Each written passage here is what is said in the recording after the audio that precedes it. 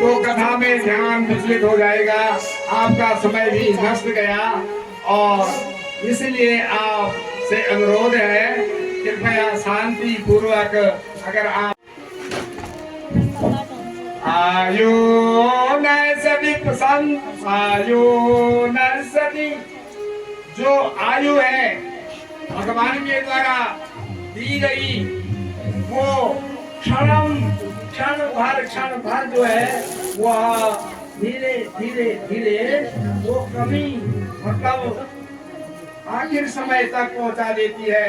आज 5 वर्ष के थे, कल 10 हो गया, 15 हो गया, 20 हो गया, 25 हो गया। इस प्रकार आयु जो है धीरे धीरे धीरे समाप्त होती है। प्रत्यायन्ति पुनर्गतान दिवसा कालो जगत भक्षका। वे पुराने दिन वापस नहीं आते, वह बचपन आपका वापस नहीं आएगा, वह यौवन आपका वापस नहीं आएगा। प्रत्यायन्ति गता, जो दिन बीत गए वो बीत गए। आज आपने कथा सुन ली, कल से फिर यह मौका नहीं मिलेगा कथा श्रवण करने का। तो प्रत्यायन्ति पुनर्गतान दिवसा कालो जगत भक्षका। ये काल जो है वो संसार को भक्षण करने वाला है, प्रत्येक क्षण प्रत्येक क्षण। लक्ष्मी तोय तरंग भंग चपला विद्युच्चलम जीवन। जो लक्ष्मी है, आपके पास धन है, संपत्ति है, वो चंचल है, वो स्थिरवान कभी भी नहीं होगी। और विद्युच्चलम जीवनम, यह जो जीवन है ये बिजली के समान है। अभी बिजली थी, बोल रहे थे, चाल रहे थे, बंद हो गए सब लोग शब्दों में। तो ये कब जाएगी और कब आएगी, तो इसका कोई ठिकाना नहीं है। तो विद्युच्चलम जीवनम तस्मान मा शरणागतम शरणदो माम रक्ष रक्ष। उस परमात्मा से अगर आपको मिलन होना है तो उस परमात्मा के चरण कमलों में जाकर के और उससे कीजिए कि हे परमात्मा रक्ष माम अग्नाम अस्मिन समये, इस समय मेरी रक्षा करो रक्षा करो रक्षा करो। प्यारे जरा तो मन में विचारो, क्या साथ लाए क्या ले चलोगे। क्या कभी आपने ऐसा सोचा, जब जन्म हुआ था तो आप क्या लाए थे? ये धन संपत्ति पुत्र परिवार ये बांध के लाए थे वहां से। तो प्यारे जरा तो मन में विचारो, क्या साथ लाए क्या ले चलोगे। क्या यही साथ सदा पुकारो, गोविंद दामो धर्माधवेति। केवल भगवान का नाम ही जो आप स्मरण करेंगे वही साथ में जाएगा। अन्य कोई भी चीज, पुत्र परिवार धन संपत्ति कुछ भी साथ में नहीं जाएगी। कथा में आगे की कथा में प्रसंग आया था कि भाई आपने धन कमा रखा है, बहुत पुत्र परिवार है, स्त्री है, धन संपत्ति है, तो इतना होने के बावजूद भी उस जरासंध ने 20,800 राजा जो है उसने अपने कैद में डाल रखे हैं। और आप उन 20,000 राजाओं का जो है आप 20,800 जो राजा हैं वो प्रार्थना कर रहे हैं कि हमें भी जो है मुक्ति प्रदान करे। हे प्रभु हमें भी कारागार से छोड़े। नारदो वाचा दृष्टा मया देवोसो दुरत्ययाति माया स्वशक्तिं विकृते देव मेरुमे तितलारति। नारद जी भगवान की सभा में उस समय पहुंचे और भगवान से उन्होंने निवेदन किया कि अभ्यास्ते श्रवण ए ब्राह्मण नरलोक विडंबना राज्ञा प्रेष्वेश सेवस्य भगतस्य प्रेचकेशया। भगवान इस समय आपका 2 कार्य हो जाएगा। एक तो आप वहां जाएंगे जरासंध का वध करने के लिए, तो जरासंध के वध करने के लिए भीमसेन की सहायता होगी। बिना भीमसेन के जरासंध का वध कोई नहीं कर सकता है। तो इसलिए अगर भीमसेन की सहायता चाहिए तो पांडवों का आपको दर्शन हो जाएगा, माता कुंती बहू का दर्शन हो जाएगा, तो आपके दोनों कार्य हो जाएंगे। सवे दुर्विजय राजा नागायुध समो बलि बलिनाम विजय सैन्या भीमं स्वबलं विनाः दुर्धे तेजयो मेभ्या सताक्षणमयितम्। कहा कि वह दुर्जयी राजा है और उसको जीतने के लिए हमें भीमसेन की सहायता करनी पड़ेगी। आप तुरंत तैयार हो जाइए और उस जरासंध के यहाँ उसको उसका वध करने के लिए तो पहले आप जो है पांडवों के यहाँ हस्तिनापुर जाएंगे और उसके पश्चात कहा दोनों कार्य आपका हो जाएगा। संघ पदहान वीणा पदवगो मुखे ब्राह्मणाचार बिंदाक्षम दुष्ट ममो। तब जरासंध को जीतने के लिए वे भगवान तैयार हो गए। भगवान ने अपनी समस्त अष्टपद रानियों को कहा कि तुम तैयार हो जाओ और माता बुआ कुंती के दर्शन भी हमें वहाँ हो जाएंगे। तो इस प्रकार गोविंदम कृष्ण मानीयम देव देव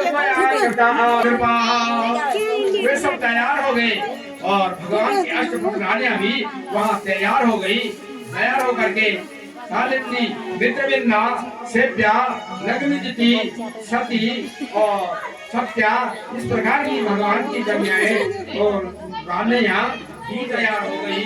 भगवान अपने रथ पर उठे श्री सुगोवाचा और पहुंच गए हस्तिनापुर युधिष्ठिर महाराज के यहाँ माता कुंती के यहाँ दर्शन करने के लिए। तो सुखदेव जी कथा का विस्तार करते हैं। एकदा सभा मध्ये अस्थितो मुनिर्विरतः ब्राह्मणे क्षत्रिये वैश्ये दुष्टो विनिशाचिरः। एक बार राजा युधिष्ठिर अपनी धर्म सभा में बैठे हुए थे। समस्त सभासद बैठे हैं, ब्राह्मण बैठे हैं, क्षत्रिय वैसे हैं, शूद्र इस प्रकार के वैश्य चार वर्ण जो है तो हैं वे सब सभा में विराजमान हैं। आचार्यों को हमें कुछ नहीं चाहिए, द्वंद्व युद्ध चाहिए। हम युद्ध की कामना करने के लिए आपके पास आए हैं और हमें युद्ध चाहिए। तो जरासंध बोले कि ब्राह्मण का वेश धारण करते हुए युद्ध क्षत्रियों का धर्म है, राजाओं का धर्म है, ब्राह्मणों का धर्म नहीं है। कहा तुम ब्राह्मण वेश में और युद्ध की कामना करने के लिए आए हो, तुम इस भेष छिप करके आए हो, तुम कौन हो और इस प्रकार विद्यार्थी बन के आए हो, तो अपना भेद बताओ। अशोक पार्था अस्य भ्राता अर्जुन। देखा ये विभोदर है पार्थ अर्जुन और ये अर्जुन है और ये कृष्ण नाम अग्नि प्रबोधः भीमः अयम भीमः यह भीम है और मैं जो हूँ अनयोर मातुलो एवं माम कृष्णम जानीते रिपुम। मैं इनका मातुल हूँ और कृष्ण मेरा नाम है। अपना पूर्व जन्म का बैरी, पहले समय का बैरी मुझे जानो। माने राजा जरासंध जब कंस की मृत्यु हुई थी, कल कथा का प्रसंग था कि जब राजा कंस की मृत्यु हो गई, उसकी दो रानियां थी अस्ति और प्राप्ति। वे राजा जरासंध की बेटियां थी। कृष्ण ने जब कंस का वध किया तो दोनों रानियां वैधव्य को प्राप्त करते हुए अपने पिता जरासंध के पास पहुंची। जरासंध ने 18 बार द्वारिका पर आक्रमण किया, फिर भी कृष्ण उनकी पकड़ में नहीं आए। तो अब कह रहे हैं कि मैं वही कृष्ण हूँ जो आपने 18 बार जो मेरी द्वारिका पर युद्ध किया था। आप अपना शत्रु मुझे जानिए। न त्वया भीरुणा योग से युद्धे विघ्न चेतसा। अरे उसने कहा तू यही कृष्ण है जो मेरी डर से भगा था और मैं तेरे साथ, तू कायर है, मेरे साथ युद्ध से भगा है, एक बार नहीं अनेक बार, तो मैं ऐसे कायर से युद्ध नहीं करूंगा। प्रभु अर्जुन से कहा अरे ये तो मेरे बल में समान नहीं है, युद्ध समान बल में होता है। समान भाव कहते हैं कि मृगा संग मनो ब्रजंती गाव सगावे तुरगा सुरंगे गृहीत्वा भीमसेनेन केशवः वार्ताभ्याम संगीता प्राय सहदेवेन पूजिता। सहदेव के साथ पूजित होते हुए और गत्वाते खांडव बनाओ संघं दद्मोपरेस्तुतो। खांडव वन में पहुंचे, शंख बजाया, पांचजन्य नामक शंख बजाया, हर्षान्वित सब लोग हो गए। हरि राजा नाम भीमार्जुन जनार्दना। सभी राजाओं ने जो राजा युधिष्ठिर के यहाँ यज्ञ में और उसमें बुलाए गए थे, सब ने भीम, अर्जुन और भगवान कृष्ण का सत्कार किया। सत्कार करने के पश्चात राजा सब अपने अपने आसनों पर बैठे। बैठ करके उसके पश्चात तब भगवान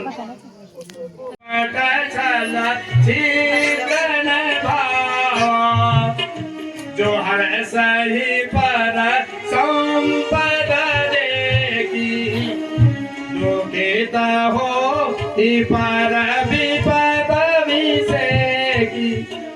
जिन्हीं राम तुम्हें प्राण प्यारे, जिनके हृदय शुभ सदन तुम्हारे। कहते जो दूसरे की संपदा को देख करके हर्षित होता है, दूसरे की विपदा को देख करके दुखी होता है, उसी के हृदय पर भगवान का निवास होता है। दूसरे की संपदा को देखकर आप जलते हैं, ये इतनी उन्नति कर रहा है, खारा पीरा अच्छा लगा रहा है, और मैं तो जो इस अवस्था पर हूँ। जो इस प्रकार दूसरे की संपदा को देख करके दुखी होता है, उस पर भगवान रुष्ट हो जाते हैं। जो दूसरे की संपदा को देखकर प्रसन्न होता है, भगवान उस पर प्रसन्न हो जाते हैं। जब निर्मल मन आदमी हो जाएगा, उसके समस्त पाप धुल जाएंगे, पाखंड उसमें नहीं रहेगा किसी प्रकार का, और तो भगवान का दर्शन, भगवान का मिलन उसको हो जाएगा। शिशुपाल के मन में जितने भी गलत विचार थे, उसने सारे को उगल दिया। सब भगवान चुप रहे, और जब कुछ नहीं रहा कहने के लिए, तो भगवान ने अपने चक्र को आदेश दिया, कहा हे सुदर्शन आओ और इसको तार दो। तो उसको तब भगवान ने तार दिया। शिशुपाल का वध हो गया। उससे निकलने वाली प्राण, जो उसका प्राण था, वो भगवान के चरण कमलों में निशावर हो गया। एक ज्योति उत्पन्न हुई शिशुपाल के उस शरीर से, और उस भगवान के चरणों में वह समा गई। दंत भक्त शिशुपाल का दूसरा भाई था, वो अपनी भ्राता के सहायता के लिए भगवान से लड़ा, और उसका भी भगवान ने वध कर दिया। जब उसका भी वध हो गया, उसके शरीर से भी ज्योति निकली, और वो ज्योति भी भगवान में समा गई। तो कहा था कि पूर्व जन्म में ब्रह्मादि ऋषियों ने जो है उन सनातन सनत कुमार ब्रह्मा जी के 4 मानस पुत्र थे, जय और विजय भगवान के 2 द्वारपाल थे। जब वे वहां पहुंचे सनकादि ऋषि, तो द्वारपाल जो भगवान की ड्योढ़ी पर खड़े थे, जय और विजय, उन्होंने उनको रोक दिया। रोकने के पश्चात सनकादि ऋषियों ने उन्हें श्राप दे दिया, कहा कि हे जय और विजय, तुम स्वर्ग पर बैठे हो, और तुम पर जो है मृत्यु लोक का इस प्रकार का अहंकार उत्पन्न हो गया है। हमको आपने भगवान के दर्शन से रोका है। हम ब्रह्मा जी के पुत्र हैं, हम जा सकते हैं विष्णु के यहाँ, शिव के यहाँ, ब्रह्मा के यहाँ, हमें कोई नहीं रोक सकता, परंतु तुमने हमें भगवान के दर्शन से वंचित किया है, इसलिए कहा जाओ तुम 3 जन्म तक असुर बन जाओ। तुम में असुर भाव हो गया है। अहम माने हम, जिसी के मन में, जिस जीवात्मा के मन में अहम भाव उत्पन्न हो जाता है, मैं हूँ, मेरा है, मम इति, ये सब मेरा है, तो वो राक्षसी भाव है, वही जो है नरक में जाता है।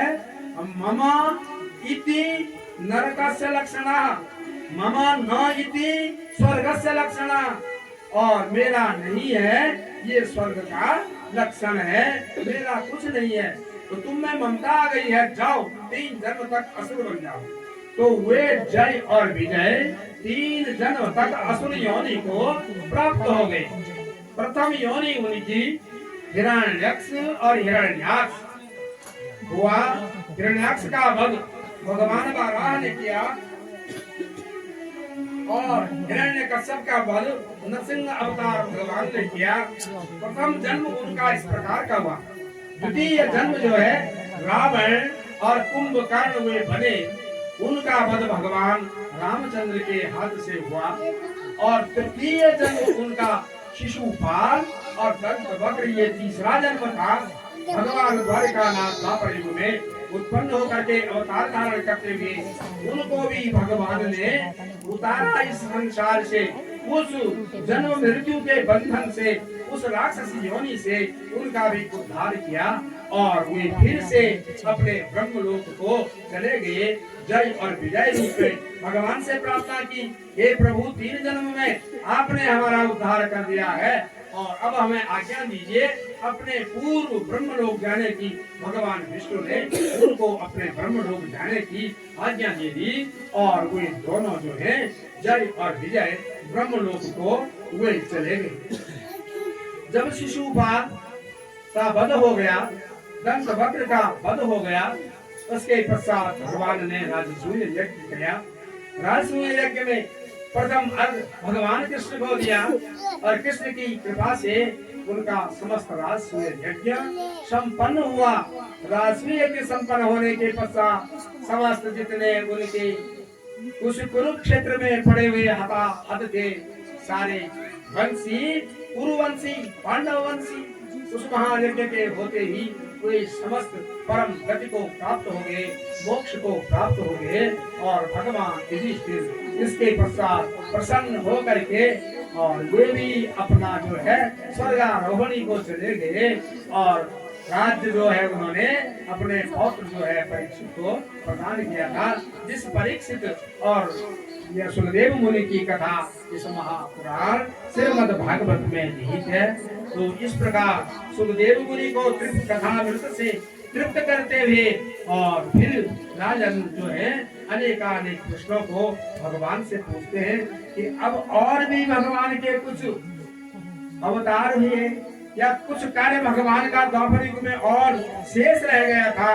कहा कि हे प्रभु उन चरित्रों का वर्णन आप में कीजिए। बोलिए आनंद कंद वृंदावन बिहारी भगवान कृष्ण चंद्र की जय। बोलिए राधे राधे वृंदावन भाग्य बिहारी की जय। सद्गुरु भगवान की बोलिए श्री लवणों की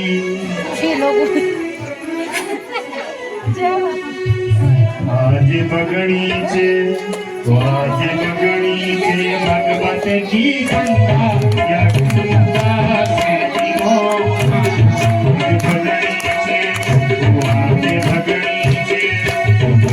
बगड़ीचे भगवत जी गंगा या गंगा से जीवो या गंगा से जीवो।